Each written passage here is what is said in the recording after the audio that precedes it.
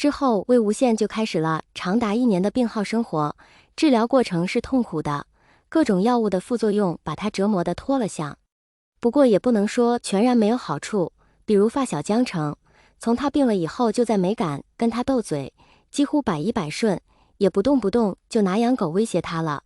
从小不服输的江澄在他面前突然温柔得不得了，让魏无羡怀疑眼前别不是个假江澄。不过后来他病好了以后，江澄就又变成以前那个江澄了，这个他现在不想提，心累。也是他生病那段时间，才后知后觉地明白蓝忘机对他的感情。这个还得从他刚刚被批准离开重症监护室的那天说起，要搁以前，他绝对想象不出来蓝忘机有这样奔放的一面。蓝湛几乎是用了蛮力把他揉在怀里亲，嘴对嘴那种，不能说是亲，准确来说应该是啃。啃得小心翼翼，啃得魏无羡几乎要缺氧晕过去才松了手。然后蓝忘机就对他说，等你病好了，跟我回云深不知处。魏无羡被亲得晕晕乎乎的，脑子还转不过来，迷迷糊糊的点了点头，殊不知正是在那个时候把自己给卖了。蓝湛见他点头，似是按捺不住般，又凑上去亲，把魏无羡那一句小心传染吞入腹中。总之两个人就这样奇奇怪怪的在一起了。魏无羡养病那1年里，蓝忘机几乎和他粘在了一起。一开始江澄还坚持每天过来看看自己发小，后来实在忍受不了这两人相处的方式，礼教不改后，干脆就撒手不管了。少了一颗大灯泡，两人就更肆无忌惮了。魏无羡后来才知道，蓝忘机对他的这份感情居然已经藏了13年。13年了，从什么时候开始的呢？大概是初中那年，还在云深私立中学上学时，魏无羡因为偷偷往学校带酒，被身为纪律委员的小蓝占抓了个正着，不打不相识，两人从学生时代就成了冤家。后来又从蓝湛哥哥那里了解到蓝忘机在他失踪那1年里是如何的着急煎熬，便越发心疼。魏无羡那时候便和蓝湛承诺，不会再做这种不要命的事了。我魏无羡当然记得，他对蓝湛说的每句话他都记得。你知不知道，这个孩子可能会要了你的命？蓝湛的声音居然颤了起来。我可是孩子是无辜的，蓝湛，你不能和他们一样，不喜欢这个孩子，你是他的父亲，你不能不要他。可是我只要你好好的。蓝湛拥紧了魏无羡，像是不抓紧一些，他就会消失一般。我只要你，魏婴。江澄回来时，发现蓝忘机一个人坐在医院走廊的椅子上，一副失魂落魄的样子。他心里一空，快跑几步往魏无羡病房冲去，有些粗鲁地打开了门。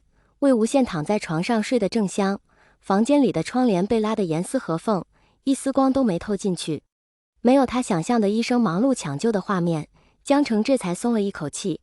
他那1年里被魏无羡动不动就病危的状况吓得有些神经兮兮的，只要是在医院，只要蓝湛没有陪在魏无羡身边，他就本能地以为魏无羡身体又出了什么状况，被医生拉去抢救了。还好是想多了，江澄轻轻关上门，转身看了看蓝湛，把手上的保温桶递给他道：“阿姐做的莲藕排骨汤，一会儿醒了让他喝了。”蓝湛接过道了声谢谢。孩子的事，你想好怎么解决了吗？江澄问，即使他已经猜到蓝湛的决定，等身体状况稳定了，就可以手术。蓝忘机回答，决定了。蓝忘机点了点头。意料之中的答案，江澄不忍再问下去。3年前，他连魏无羡能不能活下去，能活几年都没有把握。3年后的今天，居然被告知这个连自身都难保的人，居然有了一个孩子，即使他不是医者，都能猜到这并不是一件好事。他去探班时，魏无羡上1秒还能一言不合拿着剧本追着他打，下1秒就捂着肚子，脸色刷得惨白下来，把身边人都吓了一跳。温宁最先反应过来把人扶着，江澄哪还敢跟他闹，把人安置到一旁的软椅上。江澄去掐他人中，好一会儿魏无羡才清醒过来，一脸搞不清状况，绵绵拿着保温杯冲到身边，倒了一杯热牛奶递过去。低血糖这种情况之前也发生过，所以处理起来也熟练一些。江澄气死了，质问他是不是没好好吃饭，蓝湛不在身边就生活不能自理了吗？魏无羡难得没有还嘴，只伸出手无奈地说，这回好像不是没吃饭那么简单。然后江澄就看到他摊开的手里全是血。他现在再回想起来，竟然觉得如果当时送过来时，孩子就没救回来，是不是就不会有今天这样进退两难的局面出现？那个孩子活下来了，结果现在所有人又要让他死，这个问题太现实了。医生挑明了说，如果执意要留，那么到最后，魏无羡和这个孩子恐怕只有一个能存活下来。江厌离当了母亲，最是能明白这其中的艰难。但是即使在怜悯这个无辜的孩子，也不可能拿阿羡的命来赌，所以他只是沉默。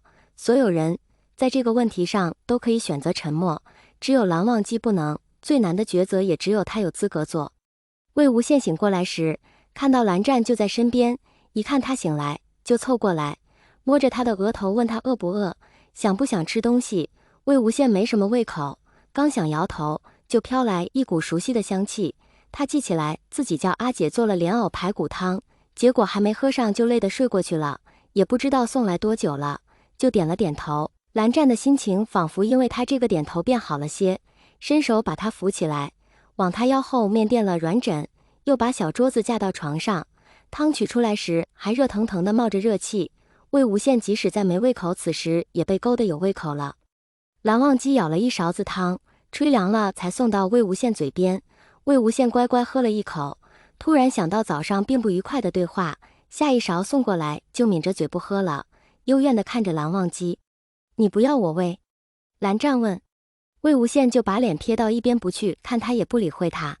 他极少与蓝湛闹脾气，今天算是一次。一天没吃东西，你不饿？魏无羡摇摇头，依旧不看他。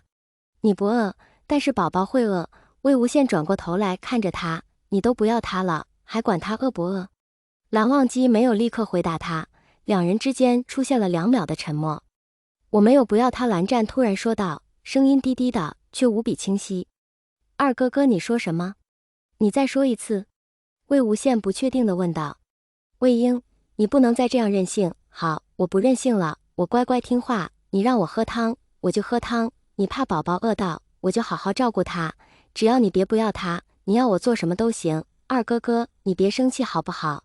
魏无羡说着便端起碗大口喝起来，喝急了呛到也不管。蓝湛看他这样，只觉得心里像被刀割过一般。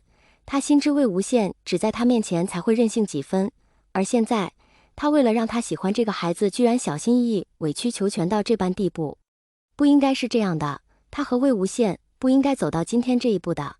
医生来做例行的身体检查，魏无羡乖乖配合，看到漂亮的护士小姐姐也不搭讪了，乖得不得了。目光粘在蓝忘机身上，检查结束，蓝忘机随医生出去了，还把门给关了。魏无羡就悄悄跑到门边听墙角。恢复得不错，不出意外的话，3天后就可以安排手术，医生说。魏无羡脑子里飘过各种想法，全都自欺欺人的否定了，不可能的，蓝湛刚才还说要这个宝宝的，他不会骗他的。蓝先生，如果这个孩子流掉了，你们恐怕不会再有第2个孩子。医生又说。